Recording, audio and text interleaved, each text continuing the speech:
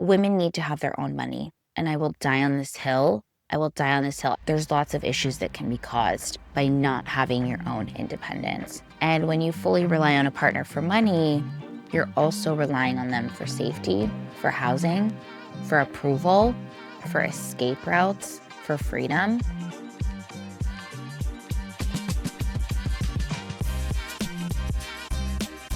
Hello, and welcome back to the Empower Her podcast. I've been seeing the rise, and this has been over the last several months on social media, the rise of the soft life everywhere. If you're on TikTok, if you're on social media, you've probably seen this as well. It is colored by slow mornings, pretty outfits, no stress, ease, being taken care of, your man paying for everything, doing everything. And while I love comfort and softness just as much as anyone, I think we need to talk about the parts that no one is saying out loud, or at least I'm not hearing as many people talk about. I have seen that, this is becoming more of a trend to talk about, or at least like important to talk about, but I really want to talk about this. And this trend of the soft life for women is rooted in patriarchy and setting women back many, many years. And again, this episode, I don't want this to be an attack on softness. Like, if you have a soft life, if you want a soft life, I think that that's beautiful and something to strive for. But I want to talk about how softness can often be a cage if it's not rooted in independence. And a true soft life, one that actually works, requires boundaries, financial stability, nervous system safety, and the ability to take care of yourself. Because softness built on dependence isn't softness, it's vulnerability disguised as luxury. And the thing is that on social media, this soft life has become aesthetic driven, right? It's pretty, it's curated, it's passive. People are posting all of these great videos. They're going to Pilates, they're getting their matcha, they're hanging out at home, all these things. And, from this idea of a man or partner taking care of their woman, it's being glorified, right? The money, the cars, the cash, the luxury, it's really being glorified. But what's the message underneath? The message underneath is let someone take care of you. You shouldn't have to work.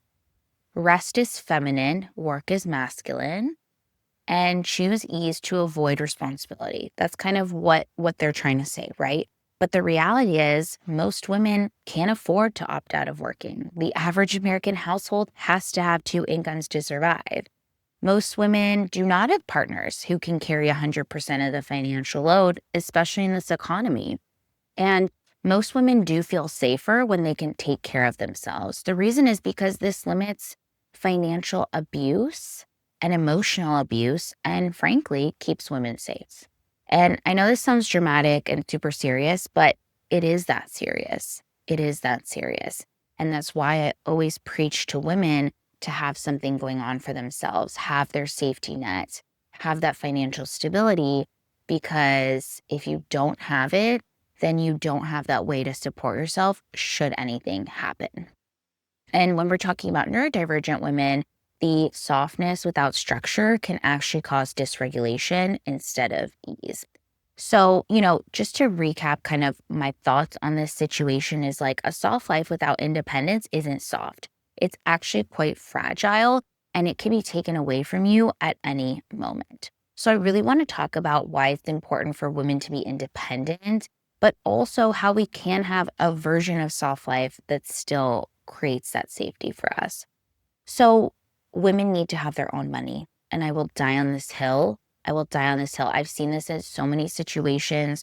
Women around me, whether it's family, friends, whatever it is, the woman doesn't have their own money and it causes issues in their relationship, whether they can't leave, whether they need to really placate to the man in their life. There's lots of issues that can be caused by not having your own independence. And when you fully rely on a partner for money, you're also relying on them for safety, for housing, for approval, for escape routes, for freedom. And studies actually show that financial dependence increases the risk of staying in unhealthy relationships because you don't have the means to leave or get yourself out of it. And also the other person feels like they can control you more. And even if you are in a healthy relationship, right? Like I'm I'm not going to talk about super abusive situations today. I'm not a therapist. That's not my area of expertise. I just want to talk about in general why it's important, even in a healthy relationship, to have that balance, because the imbalance can breed resentments.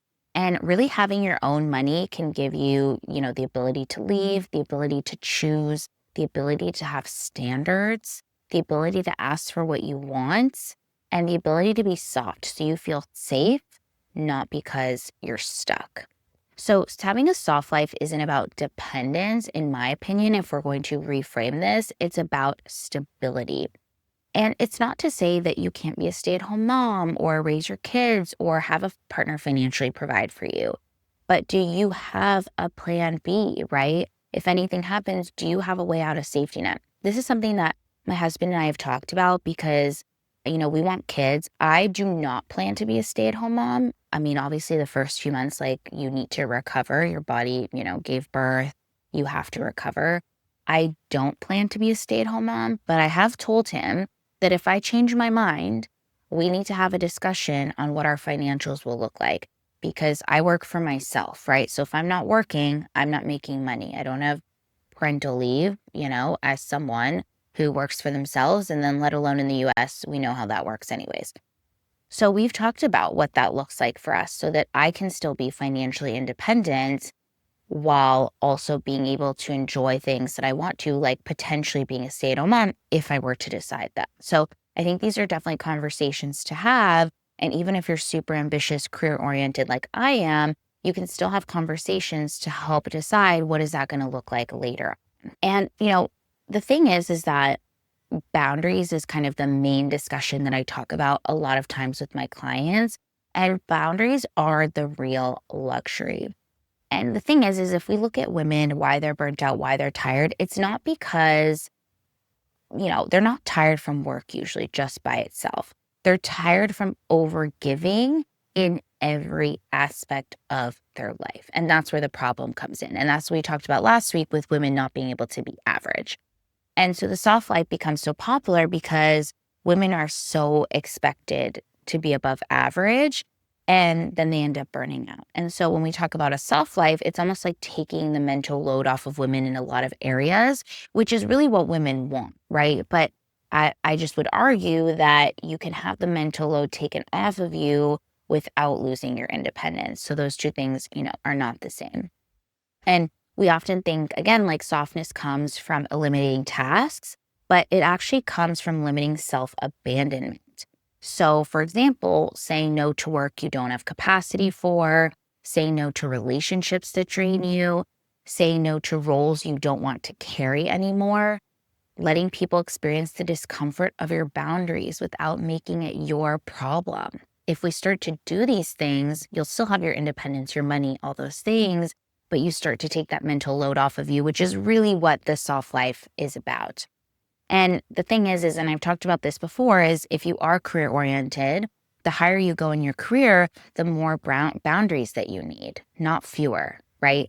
And so, that's something the CEO conversation taught us a few weeks ago on the podcast is, even though we can't compare ourselves and shouldn't compare ourselves to billionaires, millionaires, all those people, the one thing they do often do exceptionally well is they set boundaries really well. And the higher you go, the more you have, the more boundaries you need to set, because you can't do everything, because you can't be everywhere at every second all the time. You have to have those boundaries.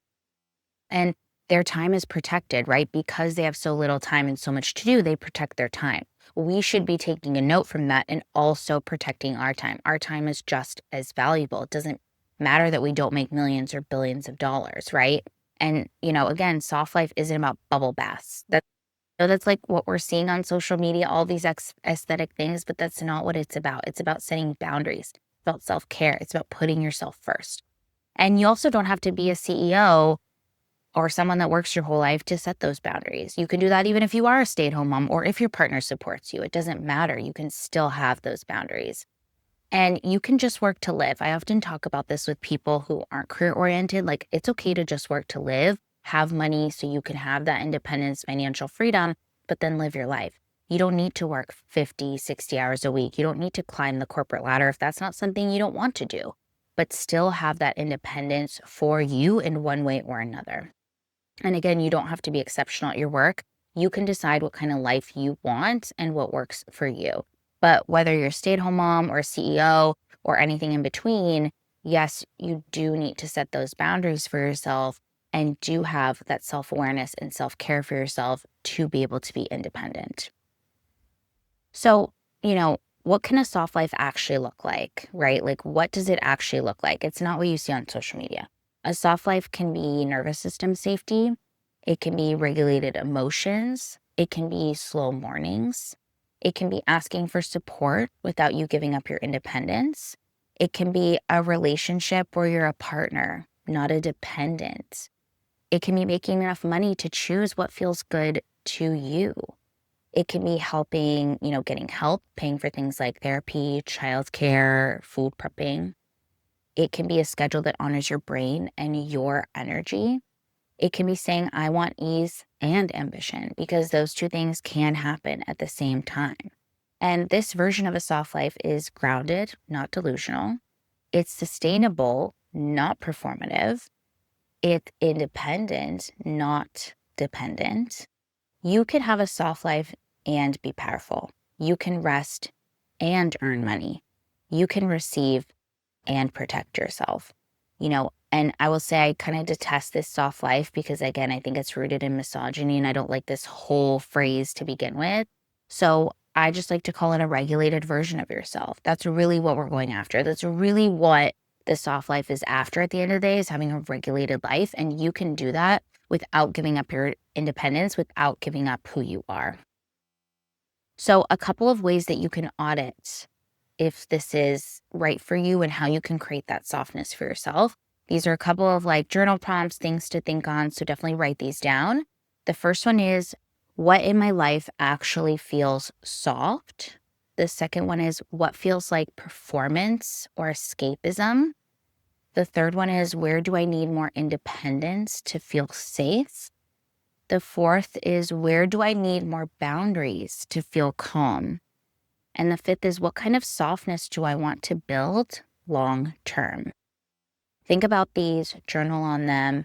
And, you really don't need to have the aesthetic version of soft life to have a quote unquote soft life, or I like to call it regulated version of yourself. You need to be grounded, be regulated. The one that is, the life that's built through independence, boundaries, and emotional safety is the one that will give you the soft life, will give you that regulation. And that's a version that no one can take from you, no matter how hard they try. And that's the key there, is no one can take it from you. And we have to step into our power and take our power back so that we can live the best life that we want to live. I hope this episode was encouraging, empowering even. That was my goal if that was the case. And definitely something to think on, and think about how this can affect your life and how you can create a regulated version of your life that actually works for you rather than what society is telling you. Alrighty. If you love the episode, always let me know in a DM. I love to hear it on Instagram and TikTok. Otherwise, I hope you'll have an amazing, fabulous week, and I'll catch you in the next episode.